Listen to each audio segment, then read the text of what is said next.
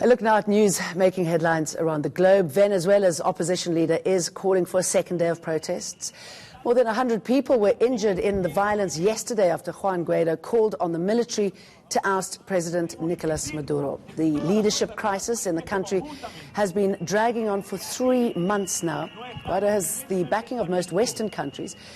While the US says military intervention is possible, most prefer a peaceful transfer of power.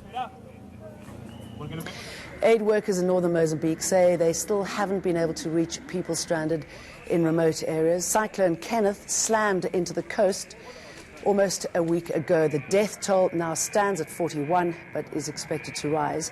Storm surges and strong winds have cut communications and grounded planes. The rain has let up today, allowing some aid to get delivered, but more rain is expected, and it's feared several rivers could burst their banks by tomorrow. WikiLeaks founder Julian Assange has been sentenced to 50 weeks in prison by a British court for skipping bail while hiding out in Ecuador's embassy in London for 7 years. Police dragged him out last month. Assange was trying to avoid extradition to Sweden over a rape charge, which has since been dropped.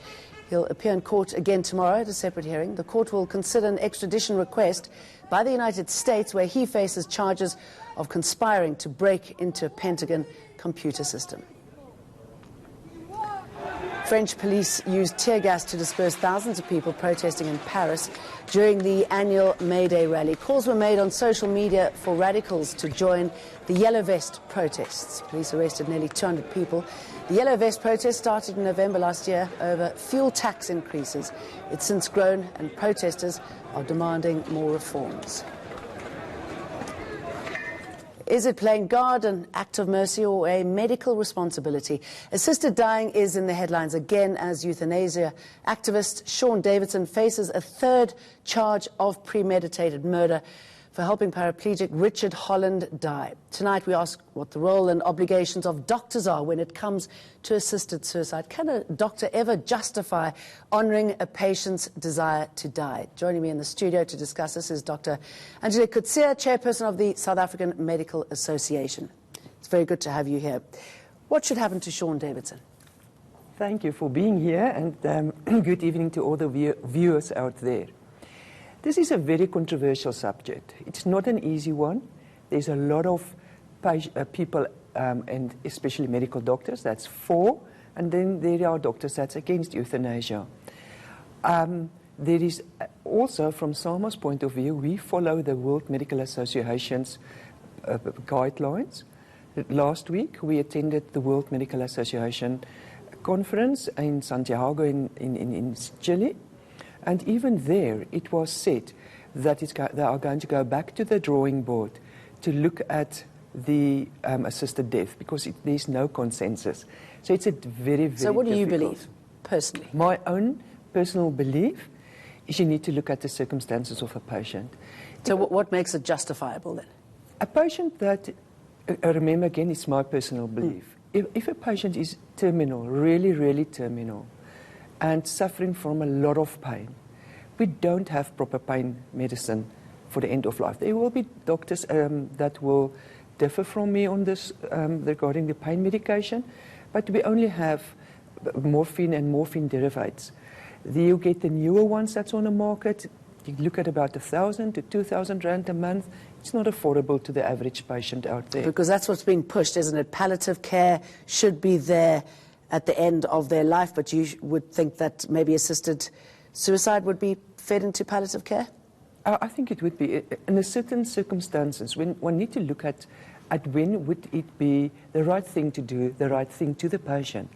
And remember, for me, a patient also has a right to ask for pain relief. Patient has a right to ask for dignity. Would like to be, on the end of his life, to be as much as possible pain-free. In control. And in control of his own life. If it's not there, what do we have to offer that patient? Where does this leave the doctor? Leaves the doctor in a very difficult position because currently in South Africa, we'll have to follow the law. If we assist, we are against the law. But is the law really looking at what is happening also at ground level, where you are really sitting, what are your options? If you are the doctor sitting there with a patient, really end of life, in severe pain, there's no treatment. There's nothing that you can do medically, there's nothing. You can bring in the family, you can have people around to try to make life easier for the patient, but does it take the pain away? Does it take the suffering away? And it elongates the pain and the suffering in a way, doesn't it? Yes. But if I want somebody to end my life, if I give written instruction for that to happen, I mean, does it take some of the responsibility away from the doctor then? Does it make it any better, any easier? No, not under our current law system, no. This is a debate that really needs to be explored on different levels. There should be a committee from the professional side, from all other role players, including Department of Health, including the Law Society, where one go and sit and look, are there certain places or circumstances that we can maybe assist with? Why are most of the medical associations and many doctors against it? I cannot answer on behalf of them. What I do know is that from SAMA's point of view, we will have a survey under our members. There was not a survey conducted before regarding what are their feelings about assisted suicide. I mean, is it an ethical thing? I should imagine that there is a concern as well that you might get the sort of doctor who enjoys, I mean, you don't know, how do you balance that, right? Yes. I mean, how do you know who's the legitimate doctor who cares for the patient or somebody who is sick? It's a very difficult thing. You have to look at the circumstances. And then you need to understand that if it's against the religion of the doctor, if it's against his belief system, not only the religion, then can I say you have to do it? No. I think it's like this. It's the same as in abortion. There are doctors that will perform an abortion, and there are doctors that says, listen, I'm not going to perform an abortion. And you think that's fine, then you don't have to do it. But then you don't have to do it. Find a doctor that are willing to do it. But if we are doing it, let us then do it in a control environment where we know. Like what? A control environment where you know this patient is really end of life. 2 weeks, 3 weeks to go. We cannot control the pain. Doesn't matter how many morphine derivatives we are giving. Remember, the morphine also has got its side effects. It's not that it is without side effects. And sorry, can you take a decision if it were to end up that we're heading in that direction? Are you able to take a decision on behalf of the patient if they haven't expressed in the past that they'd like to? No, you're not. You can't. And even if the patient asks you, you're still falling under the laws of the country. Yeah. Which, again, makes it extremely difficult.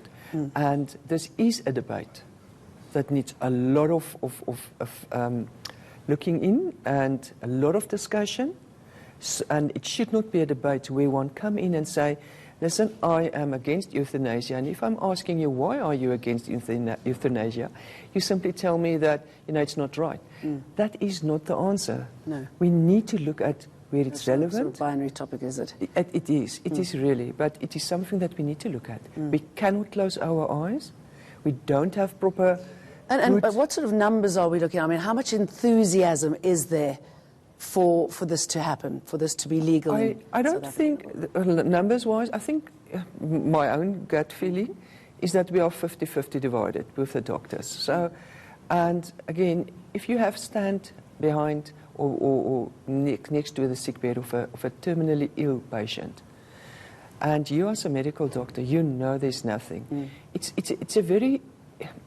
It does empowers you. You're standing there, you see the family. Remember, it's not only the patient that goes through this. It's the family as well. Absolutely. It's a multi-thing. It's not a patient only. Okay, so this is going to take a while, isn't it, Dr. Angelique? Yes. Thank you very much. Thank you so much. Thanks.